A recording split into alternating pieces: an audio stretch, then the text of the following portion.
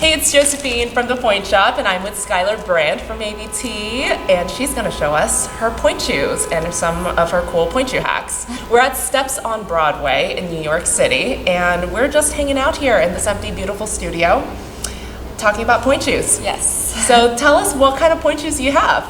So I wear custom order Capezios, and it's funny because my friends always ask me, you know, how long do you wear a pair of pointe shoes, because they never see me sewing. Right. My feet aren't the most flexible feet, and so I can usually wear a pair of pointe shoes for like 3 weeks. That's crazy. One pair for every rehearsal, every show. So do you hoard the shoes? Like, what do you do when you get extra shoes? Well, the pointe shoe woman, Tomoko, at ABT, she loves me because I never am bothering her for any pointe shoes. I get like one bag a year, and I'm like, okay, see you next year. It doesn't really matter what I'm wearing, whether it's new or soft, or I'm like not picky or finicky. That's so crazy, because everyone's like so exact about their pointe shoes. Yeah. Yours, oh my gosh, your shoe woman must love you. Yeah. I would love you to be your shoe woman.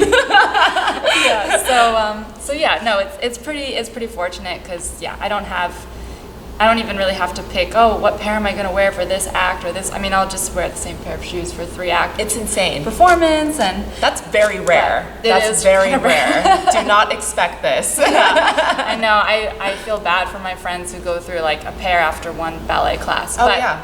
You know, then again, my feet are like not gonna break a shoe. I mean, they're strong, but they're not that flexible. Maybe you're just like floating in your pointe shoes, you know, like just inside it. Let's see how hard your shoes are, though. So that's a brand new pair. Here, this is a brand new pair that I have. I'll show you how I prepared them. Are. I know they're so funny, because so they don't look tiny to me, but because it's your size. Yeah, this is my hand. Oh, and it's completely like, because it's custom. There's nothing on there. There's like no serial number. There's no anything. Yeah. So you think that this is on like a glissé last? I think so. Either glissé or elan. Yeah. I can't remember. I do make a couple of specifications where I asked, and I'm still kind of working with, you know, experimenting with my shoes and trying to get different trial pairs. Yes. But what I like about what the pair that I have now is they kind of do a little swoop. They scoop so that it shows more of the instep, I suppose. It's like lower on the sides, so you can see more instep, but then you never worry about the heel slipping off. Yes. Which is like a really big fear of mine. Yeah. I mean, I definitely rosin, you know, put my heel in the rosin box whenever I go on stage, but just having that extra height and then the swoop. Yeah, so right where the waist seam is, it dips down a little bit so that it shows off her feet a little bit more. But yeah, the heel is quite high. Mm-hmm. Normally Capezios, they cut their heel pretty low, even for like a stock shoe. Yeah. So if you have problems with your heel slipping off, that's like a pretty low heel. Yeah. So you raise it even. Yeah. So you raise it tiny bit. Just a little bit. Yeah. So you can see it kind of like swoops up.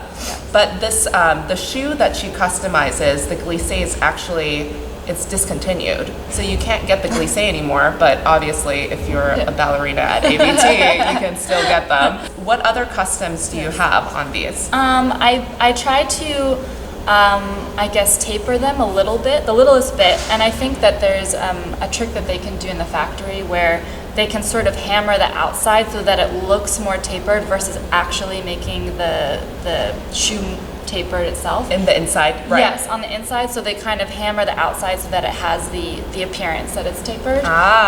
Which for me, I have a small foot, so I want them to look bigger actually and look more elongated. And part of that, I guess, magic trick would be to have a more tapered shoe. Yes. So the downside to that is that it's a little bit harder to balance if you taper it on the outside. So basically when the pointe shoe is being made, it's made on top of a last. So it has like the mold that they build the shoe on top of. So the inside is actually the same. And glissé is quite a wide shoe. Mm-hmm. It's a wide shoe inside. And then I guess she tapers it in just for that look, but the inside feels the same. Yes. Yeah, it's something, for me personally, I like the feeling that my foot is sort of sinking into the shoe. It just makes me feel more connected and grounded versus some shoes are so tapered that you're kind of pulled out of the shoe. So for me, I don't know if it's because it's what I've always worn. I've always been a Capezio girl. And so ever since I was a little kid, I guess, yeah, my shoe has changed over time, but I like that feeling of feeling like I'm all the way in the shoe. Yes. So a lot of people, I think, who are professionals, they like that because you have more control over your shoes and you feel more like you can articulate your feet a little bit more if you're closer to the floor, if you're closer to your shoe.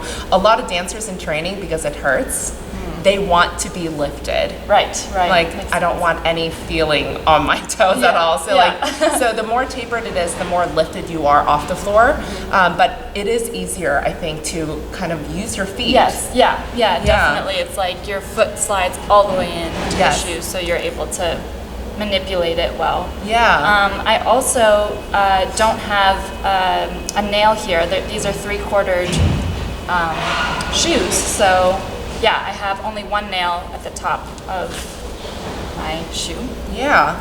Do you do anything to adjust it? So basically, and it's funny because Capezio could totally already make this a specification for me, but as my point shoe lady says, I'm bonding with my shoes when I do this.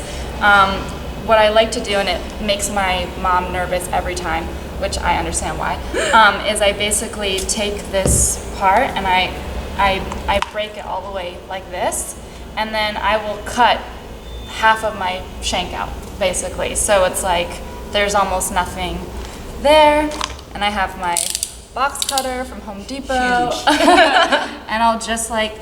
This is frightening to watch. Yeah, it is really frightening. But... So you almost cut out half of your shoe. Yeah. So she really is just dancing with this part of the shoe right here. So a lot of people, when they 3/4 it, it's up here, but Skylar wants it down there, but I think that's where your foot breaks. Yep. So basically, I just, this much of the That's a shank, lot of shoe. and then I'm just, can like... So this is this is a testament to how strong Skylar is, because you really don't need any support. Just like she's dancing just in like this part of the shoe, like there's like nothing back there. Yeah. So and it's funny really because people strong. always ask me, they're like, doesn't this part cut into your foot, into your heel?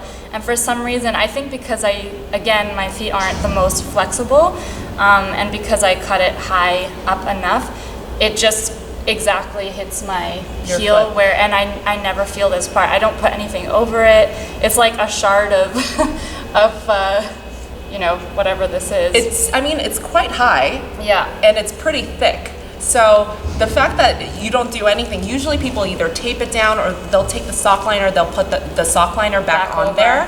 But wow, if it doesn't bother you. Yeah, it doesn't bother me. See, this would be blister city for most people. Yes, that's true. Yeah, but this is amazing. It's amazing that you're just dancing in half of your shoe. Yeah. This is it. I know, and it's a wonder, again, that they don't die for me that quickly. I mean, granted, Strength. I can dance in anything, but I mean, yeah, that's kind of...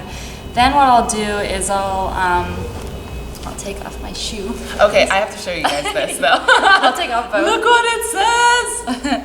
So she got these at Paris Opera. Yes. I need these. I know. Plié, jeté. It was like the best thing I ever got. Seriously, this is like the cutest. So I might just customize my own sneakers. Totally. So what I do then is I'll just like step on the box to kind of flatten it. And that's about everything that I do to my point shoe before I sew them. Yeah. Do you darn them at all? I don't darn them. Just soft box. Soft box. And half a shoe. Yeah. Half a shank. You probably have all these shoes left over from the season to use during your off season too. Yes. Yeah, exactly. I know. It's really lucky because when ABT is not in season and we don't have access to shoes anymore, it's great because I still have a supply for my summer gigs and everything. Exactly. So that, I don't have to go and buy my own shoes. So what I like to use are these like flexor ribbons, which kind of just gives a little bit, I guess, less tension for your Achilles. Yes. I think it's protective of that. And I think I wrap elastic or ribbons around more times than a lot of other people, which I can. You just go around your ankle more? So I go around my ankle more, and I usually have one that's longer than the other. So like these will go on one pair of shoes, and then I'll have a similar thing on the other pair, but opposite. Yes. Sewing them opposite. And yeah, and then I just use one elastic. I know some people like to crisscross or whatever the case, and I'll just put them in the back here. And again, because I'm paranoid and psycho about my heel coming off, that's a nightmare. I'll put them farther back. I actually use wax floss, and it's minty, so that's awesome. Keep your pointe shoes minty. She doesn't really do much except cut out half the shoe. And then she steps on the box, so the box is really soft. And then she sews on her pointe shoes with dental floss. And that's about it. She's super low maintenance and super easy to work with. Thanks. Yeah, and her feet are really low maintenance too because she doesn't get blisters. Nothing. Yeah. It's gorgeous. And she likes her shoes pretty roomy, I think, for a professional dancer. I think this is what a lot of dancers like when, you know, you want a little bit more space when you're like growing up. Yes, but true. But then I never grew up. her feet stayed the same. So yeah, that's how she prepares her pointe shoes for rehearsal and stage. And she doesn't go through that many pairs of pointe shoes, so. Nope. Yep, and then I wrap it around a couple few times. And then I always tie. I know people have different preferences as to where they tuck their ribbons in. Some people do it here. I like to do it in this little soft spot. And then I just tuck it in. And then when I go on stage, I'll put a clear Band-Aid in to hold the ribbons in so I don't have any ribbons popping out. And that's it. Easy. Yeah, easy. Well, thank you so much for showing us your pointe shoe hacks. My pleasure. Thanks for having me.